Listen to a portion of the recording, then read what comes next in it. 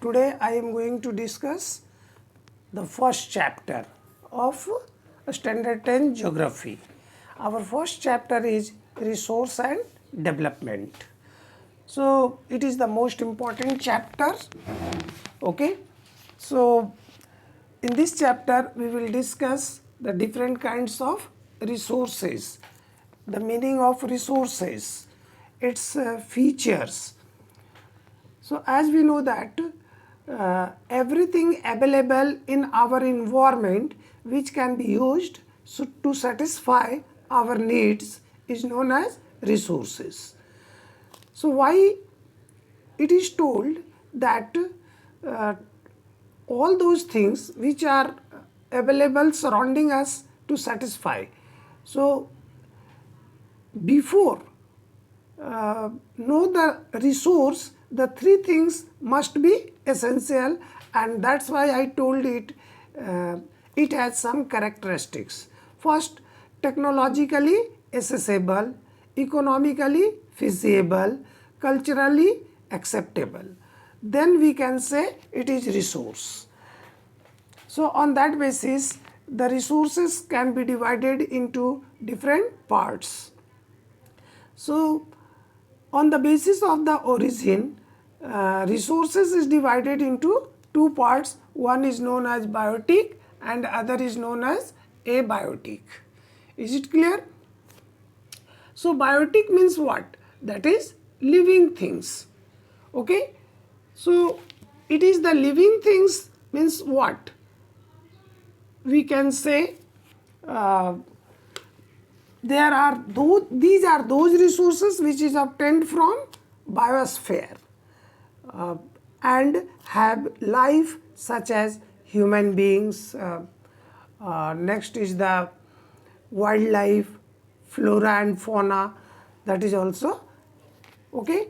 Abiotic, it is just reverse of it.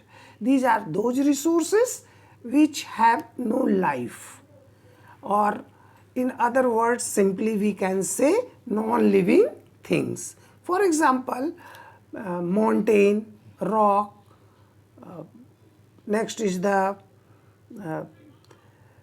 rivers, etc. On the basis of exhaustibility, we can say there are two parts of resources. One is that is the renewable resources, and other is non-renewable resources. Renewable resources are those resources which can be regenerated, okay, through the mechanical process, chemical process and others. So it can be reproduced. For example, we can say water is a good example, solar energy, wind energy. Next is the non-renewable, it is opposite of it. These are those resources which can't be regenerates after the use, or it takes long time for reproduction. For example, fossil fuels, even the metals. No doubt metal can be recycled, but it also takes a particular technology or process. On the basis of the ownership, it can be divided into four parts. One is known as individual. So what is individual? These are those resources which is owned and governed by a particular person. For example, the house of a particular person, a bell which is situated in the house, that will be used by only an individual. A plot of a person, other properties such as ornaments, etc. Next is the community. These are those resources which is utilized or accessible by all members of the community. For example, public parks, public ponds. Next we can say picnic spots, grounds for playing the students, etc. Now come to the national. So these are those resources which is governed by the government and it is also owned by the government. For example, National Highways, BSNL, Steel Authority of India Limited, and so on. So here an individual has no power to utilize. It will be utilized by all the people or the citizens of the country. Next is the international. This is the most important. International means the resources regulates by international institution. For example, the oceanic resources. No one country can utilize it without the permission of international organization. Basically, it is considered away from the coastal region to at least 200 kilometers. Okay. Now come to the, on the basis of the status of development, the resources is divided into three parts. First, that is the potential resources, next is the developed resources, and next one is stock. So first, what is potential resources? Potential resources means these are found in a particular region, but till date it is not properly utilized. In other words, we can say these resources has power to satisfy human needs, but lack of technology, lack of a skill, still it is not being utilized. For example, we can say the western part of our country, such as Rajasthan and Gujarat, has enough potential to produce either wind energy or the solar energy, but till date we are unable to utilize it in a better way. Next is the developed resources. These are those resources which are being used by us. We have already surveyed about the quality and the quantity of that resources. For example, here we can say all the mining which are located within our country and it is being utilized by us is an example of developed resources, because we are utilizing the different process for extracting these minerals for further use. We are utilizing a proper technology. Next is the stock. So a stock means what? These are those minerals which have the potential to satisfy human needs, but human beings do not have the ability and capacity to utilize it. For example, water contains the component of hydrogen and oxygen. Hydrogen and oxygen is a good source of energy, but we have no technology, we have no potential to extract hydrogen and oxygen. So it is our stock and it can be utilized only when we will be capable to utilize better technology. Next is also known as the reserves. Reserves means it is a part of stock. So these are subset of stocks which can be used with the help of existing technology, but their use has not been started due to capital, due to human skills, technology. For example, the river carries huge amount of water. That water can be utilized for hydroelectricity, for the conversion of hydroelectricity, but we have no enough technology to convert, and these water submerged into the sea. So in this way we can say that there are different kinds of resources which can be used in future or in future for our better utilizations.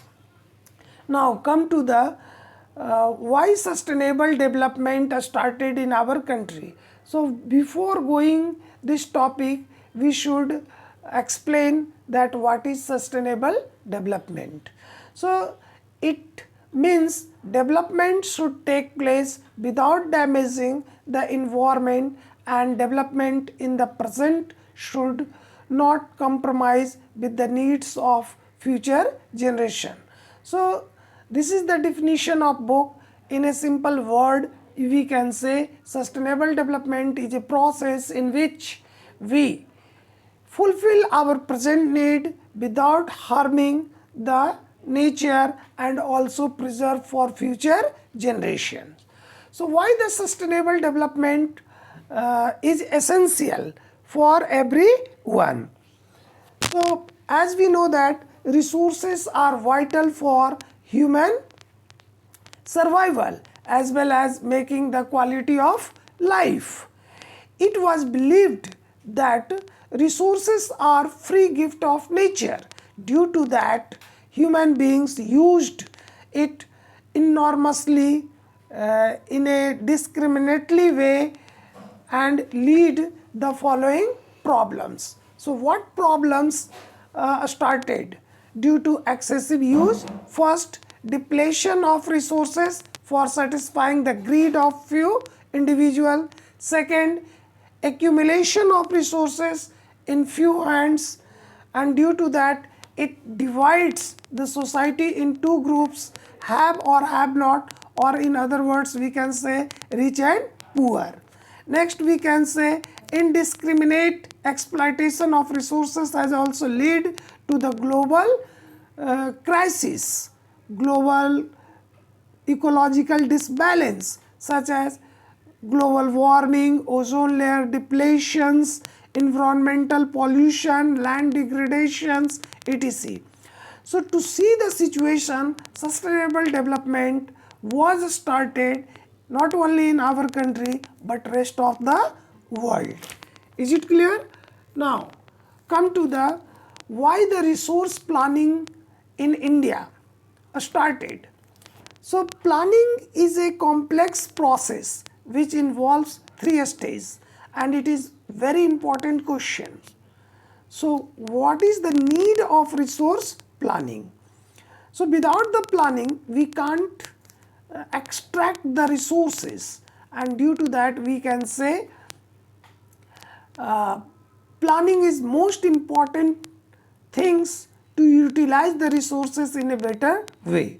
But how we can plan it? So it is divided into three parts. First, identification and inventory of resources.